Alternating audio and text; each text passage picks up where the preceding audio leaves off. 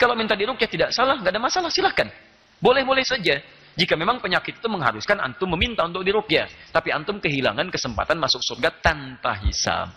Bukan kehilangan masuk surganya, bisa masuk surga, silahkan. Alhamdulillah. Dan kita berlomba-lomba supaya bisa masuk surga. Silahkan. Ya. Tayyib. Toh yang diruqyah pun, yang tidak diruqyah pun belum tentu masuk surga, tidak dihisab. Jelas ya?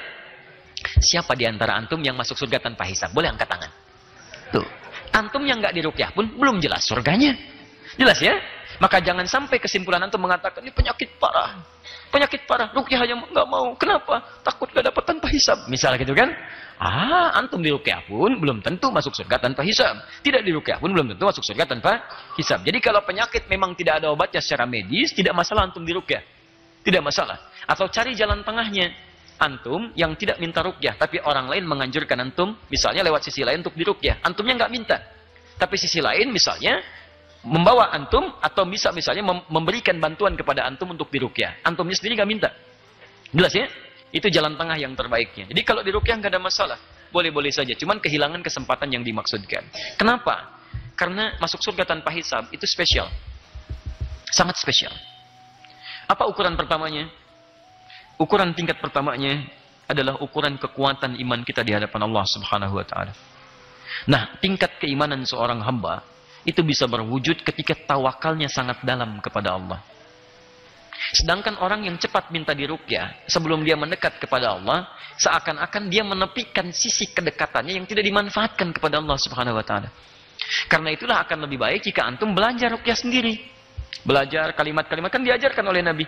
Bagaimana membaca kalimat-kalimat untuk meruqyah diri dari godaan jin-jin, dari penyakit-penyakit. Antum bisa belajar. Ketika antum belajar, antum terapkan pada diri antum. Mohon, minta, dan sebagainya. Itu barangkali jalan tengah yang terbaik. Selain yang tadi, antum tidak minta, mungkin orang lain yang berinisiatif untuk meruqyah antum. Itu pun gak ada masalah. Jelas sampai sini ya? Tayyib. Dan ruqyah sudah ada di zaman Nabi. Dan Nabi tidak melarangnya. Kalau meruqyah itu dilarang, mustahil terjadi kejadian ini. Dan ini dikisahkan di hampir semua kitab tafsir saat membahas surah Al-Fatihah. Ada seorang kepala suku di zaman Nabi. Zaman Nabi disengat oleh kalajengking. Anda bayangkan. Bukan kalajengking biasa, kalajengking Arab. No. Betul, saya umrah pakai sendok. Sendok Arab besar luar biasa. Apalagi kalajengking. Disengat itu oleh kalajengking, cari obat sana sini tidak ditemukan. Susah. Tayyib. Apa yang terjadi? Kemudian dicarilah oleh anggota dari suku itu, orang-orang tertentu, sulit menemukan sampai ditemukan kelompok sahabat yang sebelumnya sebetulnya minta singgah di situ, tapi kemudian diperlakukan dengan cara yang kurang menyenangkan, tidak dijamu dan sebagainya. Maka pergi serombongan itu, tiba-tiba dikejar oleh utusan ini. Ditanya, adakah di antara kalian yang bisa meruqyah? Jelas? Satu orang mengatakan biiznillah, bukan mengatakan saya bisa. Nah, ini adab peruqyah. Salah satu adabnya adalah peruqyah itu punya kedekatan dengan Allah. Antum bagaimana minta sesuatu dari Allah melalui orang yang tidak dekat dengan Allah? Mustahil. Yang punya rizki siapa? Allah. Baik, yang memberikan rizki siapa?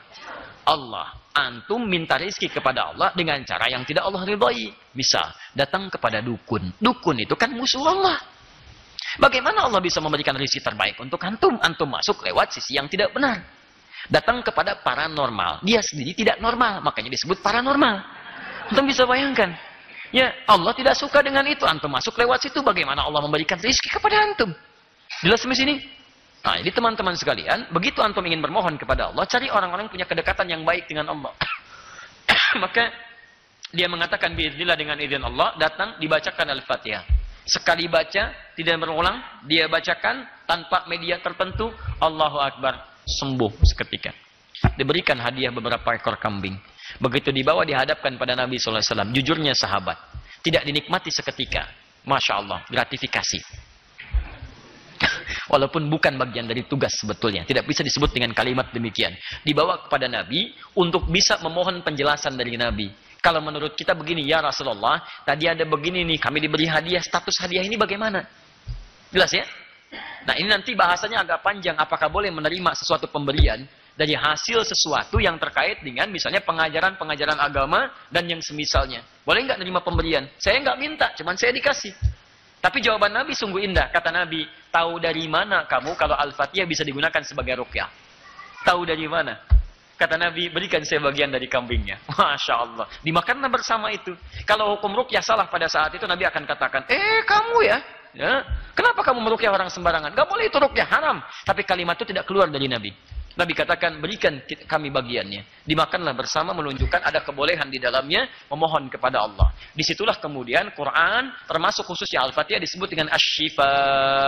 Asy-syifa. Apa itu syifa? Bukan sekedar obat.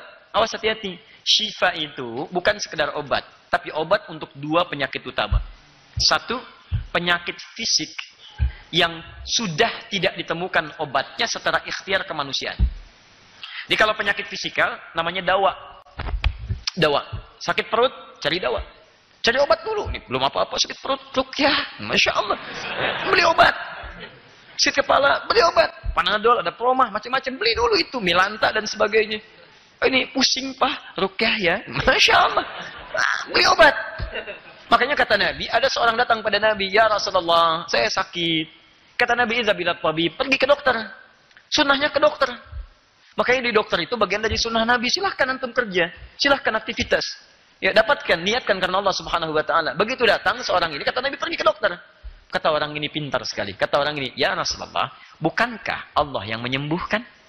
Kan Anda Rasul, angkat tangan Anda, Allah menyembuhkan. Kata Nabi, lihat, Nabi lebih cerdas lagi. Kesembuhan itu dititipkan di tangan para dokter. Terus ya? Bukankah Anda Nabi mohon kepada Allah, Allah sembuhkan, kan Allah yang menyembuhkan. Kata Nabi, kesembuhan itu dititipkan di tangan para dokter. Di sunnahnya kalau sakit, pergi ke dokter. Tapi nanti ada beberapa bagian-bagian yang tidak bisa kemudian dokter berikhtiar di situ. Ada yang sudah angkat tangan hand up, ini nggak bisa Pak. Ini kayaknya sulit Pak. Ini mustahil Pak. Susah. Maka yang seperti ini, obatnya bukan lagi obat biasa. Kalau tadi penyakitnya disebut dengan daun, obatnya disebut dengan dawaun. Dikulli da'in dawaun. Tapi yang ini bukan dawa lagi, namanya syifa. Syifa. Maka kalau sudah ada penyakit, saya sarankan ini, yang disebut oleh para dokter mustahil bagi antum, itu tanda dari Allah supaya Anda meninggalkan makhluk. Karena Allah menginginkan menyembuhkan antum langsung darinya tanpa perantara. Maka dekati Allah dengan kedekatan-kedekatan seperti orang soleh dan para nabi menunjukkan kepada kita sebelumnya. Dekati, dekati, dekati. Maka antum bisa temukan kenikmatannya. Nggak percaya silahkan. Rasakan bedanya, bedakan rasanya dan pasti akan terasa bedanya. Lain. Nikmat. Saya pernah sakit Pak. Dirawat di global. Begitu dirawat, dokternya katanya yang terbaik. Bagus, Masya Allah. Datang visit pertama, 10:30. Manggilnya Ade. Apa yang dirasakan, De? Masya Allah. Saya bilang, ini yang saya rasakan. Tuh. Visit kedua, manggilnya Mas. Sekarang, bagaimana perkembangannya, Mas? Masya Allah. Visit ketiga, saya sakit, anak saya sakit, keluarga saya datang. Manggilnya Bapak. Apa yang dirasakan, Pak? Baik. Lalu dia katakan, Pak, ini sudah hukum di kedokteran. Trombosit Anda nggak akan naik. Kecuali dalam masa hitungan waktu sekian. Ini nggak bisa. Karena sudah lemah, trombosit sudah 20.000. Turun, udah pucat, macam-macam. Apa yang terjadi? Teman-teman, saya baca hukumnya. Ketika manusia mengatakan tidak mungkin, maka itu tanda untuk memohon kepada yang maha mungkin dengan segala kekuasaannya. Maka malam, kita dengan sekuat tenaga, berusaha untuk tayamum. Memohon di keheningan malam. Ya Allah, mohon ya Rabb, mohon ya Rabb. Jangan biarkan saya menyulitkan orang-orang berada di tempat ini. Jangan biarkan saya menyulitkan teman-teman terlalu banyak datang ke sini, merepotkan dan sebagainya.